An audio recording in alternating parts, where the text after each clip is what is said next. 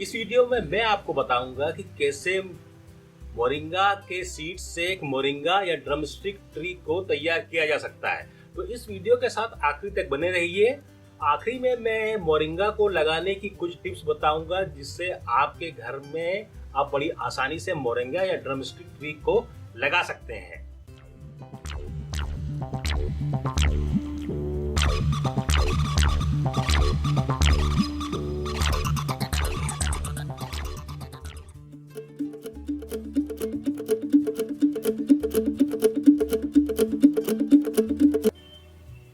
Moringa seeds को बड़ी आसानी से पोड में से निकाल सकते हैं। ध्यान रहे आपको उसी पोड से सीड लेना है जो अच्छी तरीके से पका हुआ या पेड़ में ही मैच्योर हो गया हो। अगर संभव हो तो पेड़ में जो फली अच्छी तरह से पक कर सूख गई है उसी के बीज ड्रमस्टिक या सहजन के पौधे तैयार करने के लिए इस्तेमाल कीजिए। जैसे आप देख रहे हैं इसी तरीके से आप मोरिंगा के बीजों को ट्रे में रख दीजिए।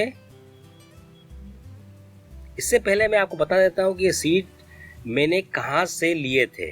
तो ये मोरिंगा के सीड मैंने इस मोरिंगा पॉट में से लिए थे और इस मोरिंगा को मैंने पॉट में लगाया था। इसका वीडियो मैंने पहले पोस्ट करा है। मोरिंगा की कटिंग को पॉट में कैसे लगाना है ये जानने के लिए आप ये वीडियो देखने के बाद आखिरी में इस वीडियो को भी देखिएगा। मैंने इस वीडियो के आखिरी में भी उस वीडियो के लिंक को दिया है। तो मैंने इन सभी सीडों को इस ट्रे में रख दिया है और आप भी ऐसा ही कीजिए। अब इन बीजों के ऊपर थोड़ी मिट्टी डालकर पानी से सिंचाई कर दीजिए। फिर कुछ दिनों बाद इन बीजों से जर्मिनेशन शुरू हो जाएगा। फिर आप इन ड्रमस्टिक या सहजन के पौधों को कहीं भी ट्रांसफ़र कर सकते हैं जहां पर यह आगे ग्रो होता रहेगा। चाहे तो आप इसको पॉट में लगा सकते हैं या फिर ज़मीन में। एक वीक के बाद मोरिंगा सीड में से जर्मिनेशन हो गया है। एक्चुअली ये 5th डे ही जर्मिनेट हो गया था एक सीड। तो इस तरीके से बाकी सीड्स भी अब 7 डेज बाद जर्मिनेट होने लगे हैं। तो करीब इसमें अभी 10 सीड्स जर्मिनेट हो चुके हैं। तो बाकी सब सीड जर्मिनेट हो इसके लिए हमें कुछ देर वेट करना पड़ेगा।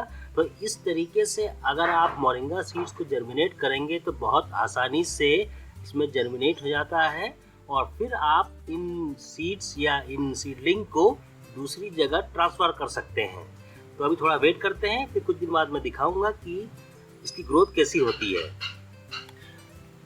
तो मोरिंगा सीड्स को लगाने के 20 दिन बाद ये काफ़ी अच्छी तरीके से ग्रो हो गए हैं और अब आप इसको चाहें तो ग्राउंड में ट्रांसफ़र कर सकते हैं जहां पर ये एक ट्री का रूप ले लेगा।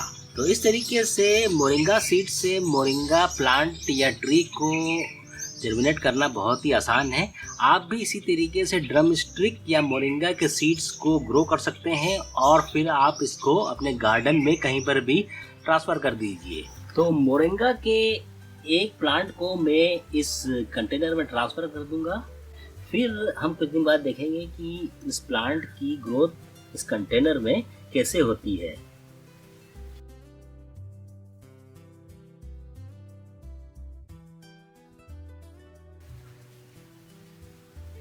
तो इसके प्लांट को मैंने निकाल दिया है और अब इस सीडलिंग को मैं इस कंटेनर में ट्रांसफ़र कर देता हूँ।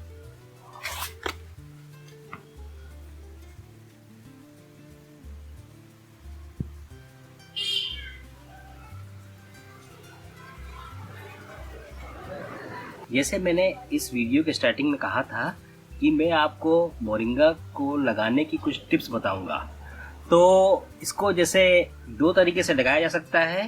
पहला तरीका है इसकी कटिंग को आप बड़ी आसानी से लगा सकते हैं। दूसरा तरीका है सीड से कि ये प्लांट एक अच्छा बड़े ट्री में कन्वर्ट हो सके। तो ये इसके लिए एक स्पेशल टिप थी मोरिंगा प्लांट के लिए। तो आशा करता हूँ कि ये इन्फॉर्मेशन आपके बहुत काम की होगी और आप इस तरीके को अपने गार्डन में अप्लाई भी करेंगे। इस वीडियो के साथ आखिरी तक बने रहने के लिए धन्यवाद। मैं फिर मिलूँगा किसी और एक नए वीडियो में। तब तक आप अपने घर में गार्डनिंग का मज़ा लेते रहिए।